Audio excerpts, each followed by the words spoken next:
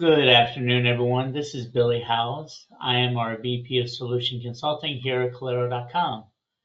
Thank you for joining us this afternoon. I want to make sure that we level set a high level agenda before I get into the demo of the system itself. But once we're in, I want to make sure I walk you through some key elements. So today, Calero.com is considered a best-in-class SaaS management solution. So what does SaaS management mean to you in the enterprise? So to us at Calero, this is an enterprise license management solution. This is going to give you the visibility to show you who has a license, what type of license, how it's assigned, how it's allocated, and then more importantly, what is the spend, what is the contract, and what does the invoice association look like. So the premise of this agenda is really to walk you through how a platform today will help you gain additional visibility, free up some of your time, and ensure that you are eliminating things like shadow IT, overspending of licenses, right sizing the licenses you do have. And when I say right sizing, I'm not even talking about employee base to license count. I'm also talking about the product catalog, right? Are we utilizing the right product for the use cases that we have internally in the enterprise? So with that being said, I want to make sure that I jump into the solution itself. So as you can see in our dashboard, this is just a holistic view of all the applications that would be accessible to you. But before I jump into the actual dashboard features, I want to talk about two of the foundational elements that make up all of this reporting and visualization that we talk about. So first and foremost, when we think about security and we think about compliance, we want to get into what we call our compliance engine. This is going to allow us to look at things like, do you have duplicate products? Do I have a Salesforce and a Microsoft CRM? Who has left the company? We understand that in the enterprise today, when somebody leaves the company, we shut off their access. That doesn't necessarily mean that you release the licenses. So we go through and we look at all your leavers and we make sure the licenses are identified and released. Are they using the apps as if you intend? So if an end user needs an app, I'll use for an example, we want to use, we'll just say Zoom or Teams, or somebody needs a Microsoft or an Adobe product for a project.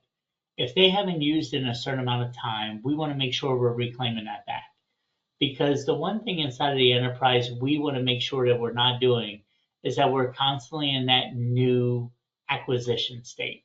I don't want to constantly be buying new licenses. So if I can bring them back and I can build a spare pool of licenses, I should be able to reuse those all the time. Now, if you notice as I hover over the policy engine, you're going to see exactly what the policy is. Our policies are completely configurable. So if I come over here at any point in time, I can configure any of my policy engines. The policies you see here on my screen, these are just a subset example of the policies. At any point in time, if we need to add a policy, I can go into my policy engine, I can build out that policy, what we are looking for, what the frequency is, and what the action you want to take. This is completely configurable during implementation. Some of the other ones that we have that I love to highlight, right, are low usage. So low usage events. So we know during COVID, right, there was a mass hysteria. We didn't know who needed what or how much they needed of something. So we gave everybody everything, right? We bought the highest tier licenses. We made sure everybody could overly perform their jobs from home because we didn't know when we were coming back. We didn't know what the new norm was going to look like, right? So we had to be prepared. So now what we do is we go back and look at those licenses and say, okay, do I need an F3 or an F5 license? Am I hosting enough meetings to qualify for this? Is the duration of my meetings? Do I need that additional security? If not, why don't we move down to a E5, E3, F1, some of these other licenses that are going to allow us to ultimately optimize and right size our accounts to potentially save money. Unmapped licenses. When we talk about shadow IT or we talk about third-party applications, Do your employees have the ability to buy an app on the App Store and expense it back? Well, how do you know who's doing that? How do you know what applications are actually touching your environment or that your company's paying for, right? So I will explain furthermore in the demo how we do this and why this is important to you. So now that I've explained the policy engine, right? That's kind of the foundational element. I want to talk about the ease of use of bringing in applications. These applications, there are one or two ways that we're going to be able to bring in applications. If the OEM allows API connectivity, we will go through and we will connect at the API level. So what does this mean for you? So what this means is we need your account administrator one time to put in their account credentials.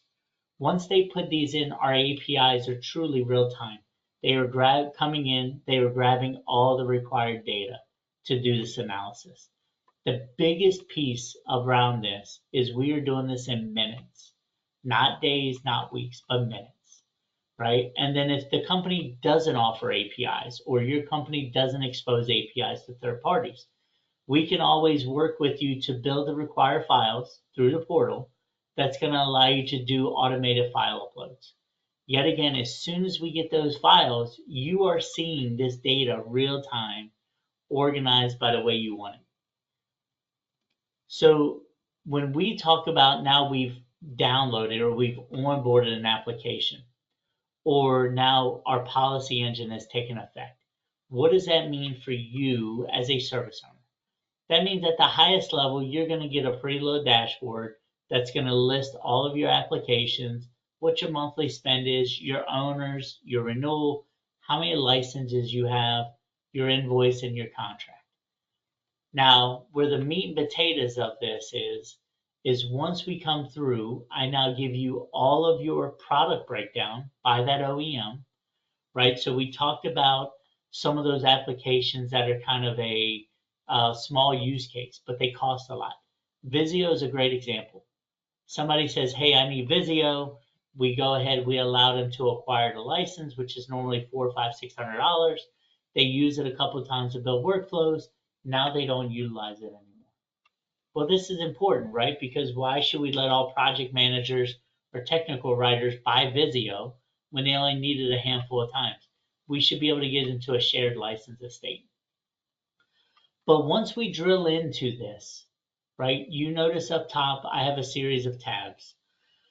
This is where we are getting into the important visualization that you're going to need to run your business.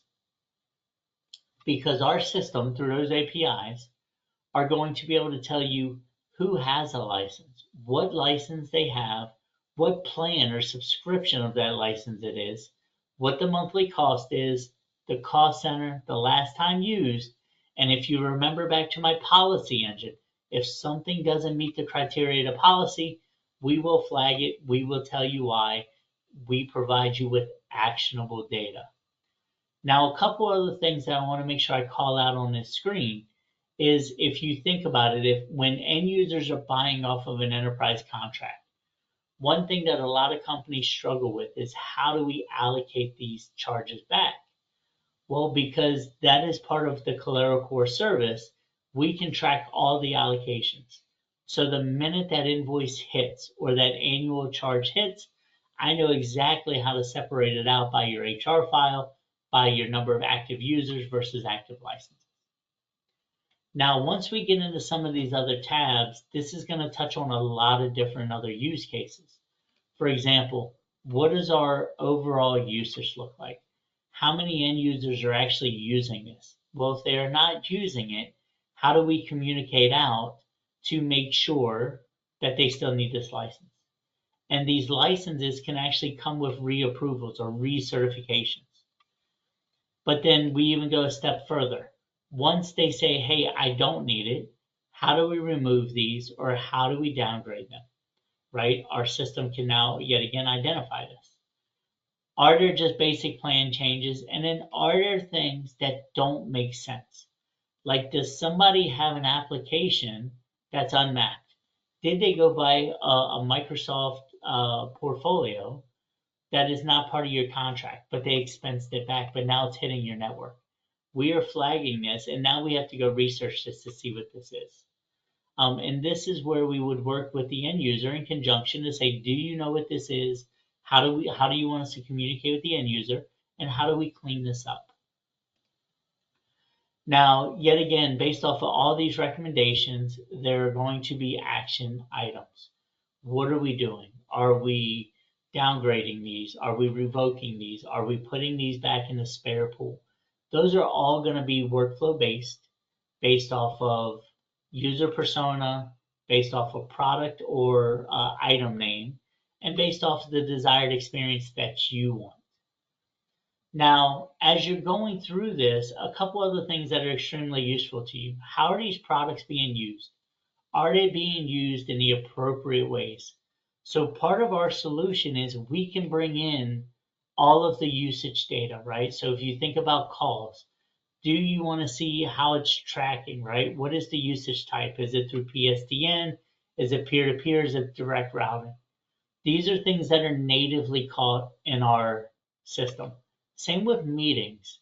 If you want to see who is hosting meetings, how many participants they have, what is the duration of the meeting? Yet again, all of this data is going to bounce off that policy engine. So now when I tell you, hey, somebody can go from an E5 to an E3, and you're like, well, why? Well, their duration minutes are under 40 minutes. So now they can be on an E3 license. They can still host meetings because we know they host shorter meetings. And yet again, that can now drive that visibility and optimally those optimization recommendations. And then lastly, we want to make sure that we're tracking all your plans and your contracts because this is going to protect you, and it protects you for numerous reasons. One, when those invoices come in, we want to make sure that the costs are lining up. Two, sometimes with certain vendors, you get caught in evergreen contracts. These contracts are going to 100% auto renew without your permission, right? Just because it's deemed cost of doing business. That doesn't mean the contract you signed today is the right contract for you 3 years later. So when we track those contracts, we're going to bring in these renewal dates because to us, the renewal date, we give you a year in advance that says, hey, this contract is coming up. Do you want to renegotiate it? Do you need to see your spend data, your utilization data, how many licenses you have in your spare pool? This is going to give you the leverage that you need to go back to that partner, that OEM, and say, hey, things aren't what they were 3 years ago. I need to negotiate better rates, or I need to negotiate a smaller pool. But yet again, we're housing all of this for you natively in our system. So that is important. The other piece that I want to make sure I talk about is how we look at applications. So if you notice up top here, I have managed applications. That is what we have been talking about. We have been talking about how do we add an app, how do we pull in the usage, how do we pull in the assignments, how do we pull in the contract and the invoice. Now the other piece of this is what applications are actually touching my network, right? So this is how I'm going to identify shadow IT, duplicate applications, right? URLs that maybe we pay a subscription for that we actually don't even see the app. So what we do is we go ahead and we do a couple different things. One, we are going to integrate with your SSO. The second one is we integrate with the Microsoft Defender, which is looking at URL traffic, which is important. Now, if you noticed over here, and I'll jump into one of our SSOs, we are going to be looking at events. So these events are going to tell us how many times we are pinging or hitting a certain application. This, just at a high level, gives you who it is, what they did, and when they did it. Now, if I know, for example, I have 447 users and I have 561 events, to me, we are properly using this application. If I have 10,000 users and I have 1,000 events, well, now I probably need more data. So inside of our system, this is where you come to your account management team and say, hey, by the way, I need to right size Adobe. I need to take Adobe from discovered to managed. We now go in, we add the application. I don't see Adobe natively here. I'm going to go into my library. I type in Adobe. I pull in the API or I do the file upload. And now we onboard it and we manage it. And now you're right back to every other application where you're seeing who has it, what the spend is, what the allocation is, what my contract, what my invoice is. Now, a couple other things that I want to make sure I talk about inside of our dashboard. Because to me, when you talk about license management or you talk about SaaS management, shadow IT is a real thing. We all have it, whether we like to acknowledge it or not, right? Because what happens? We have new ownership or new leadership, right? That new leader can either be from another business unit and got promoted. They could be from the outside and coming in. They all want to stake their claim and make their name. So they're going to bring in a product that they're comfortable with that is going to better their business unit, right, or their department. That doesn't mean that they're in alignment with the other business units or other business unit owners or other product owners and have been leveraging the correct contracts. So when we bring in the contract itself, right, it's going to flag all the amendments, all the addendums, all of these subcontracts to this, and it's going to show us the owners. If I know me personally, I am director of infrastructure. I own the Microsoft 360 product. If I see anybody else's initials here but mine, right, I know I need to go do some research. Why does this person have a contract as an owner that's not underneath my MSA or my parent contract? So these are easy things because what we want to do is now we want to look at consolidation. Can I make these coterminous, right? Can I have them underneath the same contract? So now instead of having two contracts, one for 10,000 licenses and one for 800, can I combine those, have an 11,000 device tier or a license tier, and now I get a little bit better pricing, right? Because maybe I've hit the next tier. So there's a ton of benefit to this. And then more importantly, from a financial standpoint, right? There's no reason that the same application or competitive applications should be hitting your company's P&L without knowledge from finance and from the service owners. Okay. The other thing that I want to make sure I talk about, right, is what does our pool look like? For example, here with Zoom. Zoom, I have 2,200 licenses under contract. I have about 1,400 in use. And if I come up here, if you notice, when I go to my licenses themselves, I have the same parameters, right? I can see all of my licenses, but I can actually go in and search by any license, whether it's assigned or unassigned to an individual. So yet again, that's going to give you the capability to be able to search by unassigned licenses and see how many you truly have if you want to reconcile from our list. All right.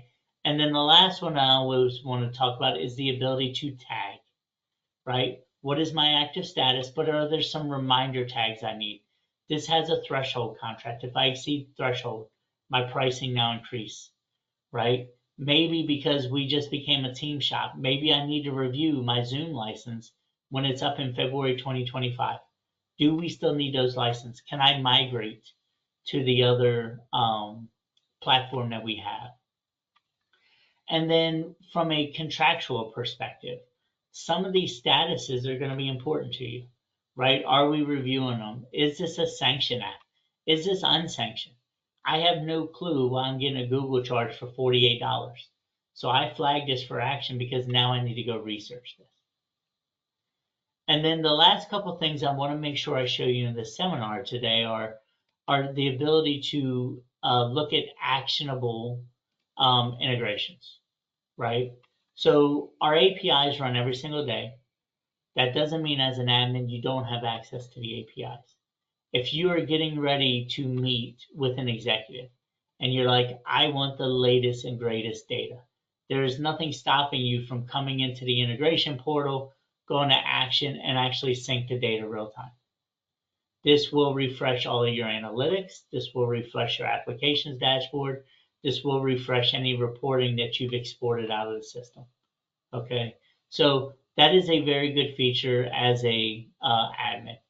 And then the other one is, lastly, as a good corporate steward or a corporate employee, we always want to push our employees to do the right thing. If you're not utilizing an application, you have a end user portal.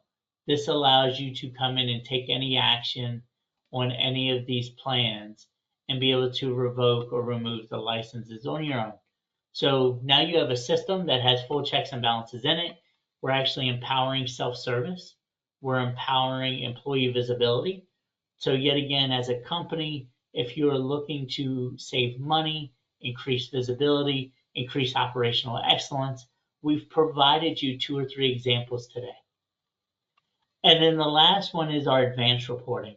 When we think about analytics today, I want to be able to identify what is important to me. So I showed you from an application standpoint, who has it, what they have, how much you're spending, where's it being allocated, what contract it's under, and what invoice it's under. From now an executive series dashboard, I want to make sure I can get as granular as possible. How many renewals do I have in the next 3 months, 6 months, 1 year?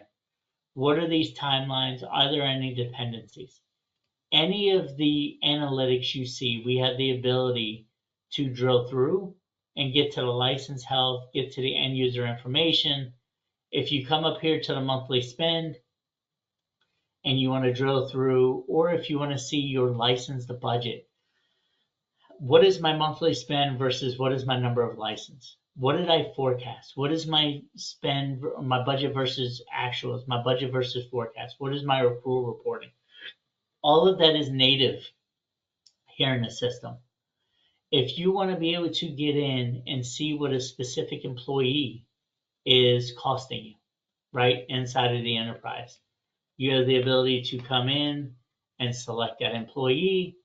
And now you can see the vendors they have, the applications they have, what is their usage, what is their total spend in applications, what is some of the usage they're using in that app itself.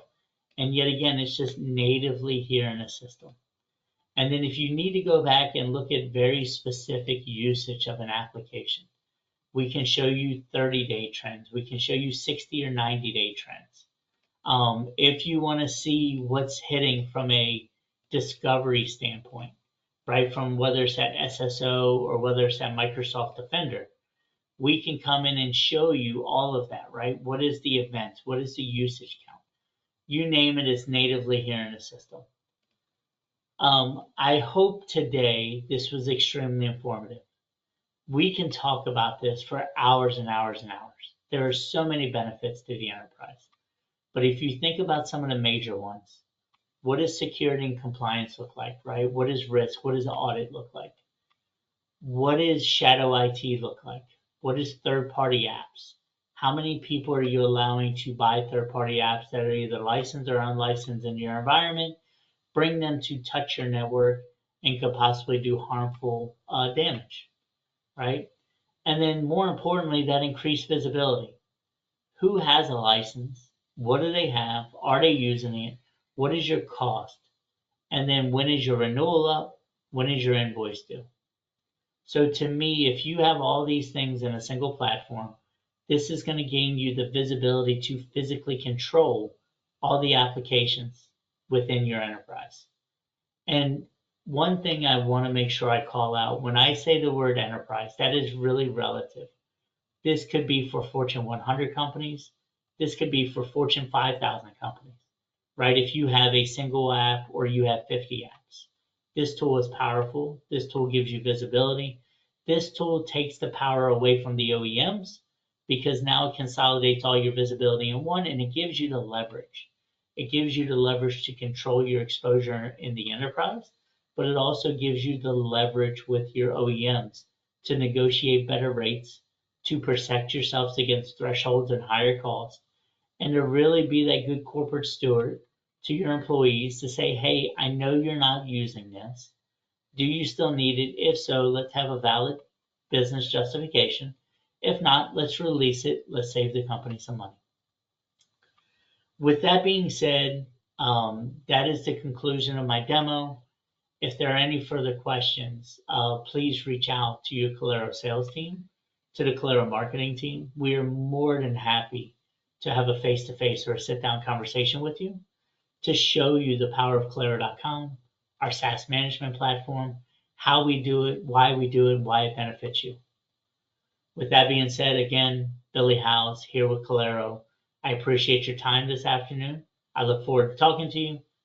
Have a good day.